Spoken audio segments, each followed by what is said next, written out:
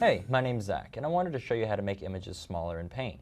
This is a good thing to know how to do if you're trying to upload an image, let's say as an avatar or something like that, and the image you took is from a DSLR and it's just way too big. And I'll show you how to do that now.